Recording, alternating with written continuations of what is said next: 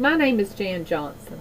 I am the wife of Army Staff Sergeant Joe Johnson, the mother of twins, Army Veteran Staff Sergeant Josh Johnson and Jolene Gladney, and Army Specialist Justin Johnson. We have been in and out of the military for over 39 years.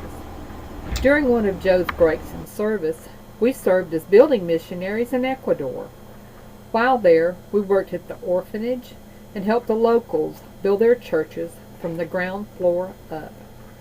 While on our last trip, right after 9/11, our son Justin kept calling us and was wanting us to come home so he could join the Army. He wanted his dad with him to make sure his contract was done right. He joined, then 11 months later, Josh joined, and of course, not to be outdone by his boys, Joe went back in the service 6 months later. Within a year and a half, I had all 3 of my men in the service. Justin was the first to deploy, and his deployment only lasted 10 days in Iraq. His Humvee was hit by a roadside bomb. Within 2 weeks, our lives had drastically changed. At age 22, he was gone.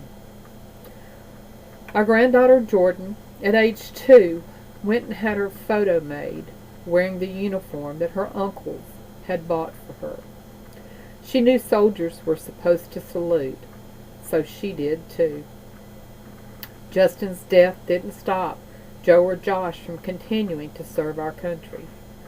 Josh did a tour in Bogota, Colombia, and one in Afghanistan. Thankfully, he returned home both times unharmed. Joe did 2 tours in Iraq and one in Kosovo.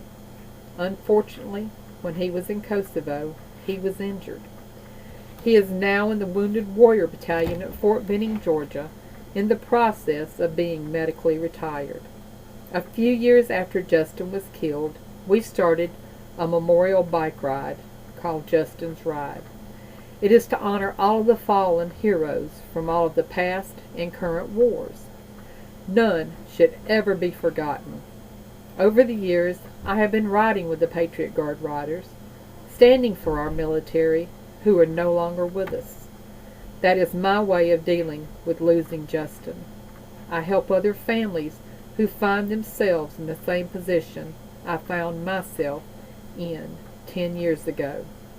They need to know that they are not by themselves, that others are willing to stand there for them. As you can see, we start them young in our family, standing flag lines for fallen soldiers and veterans as babes. Thank you very much for listening to our story.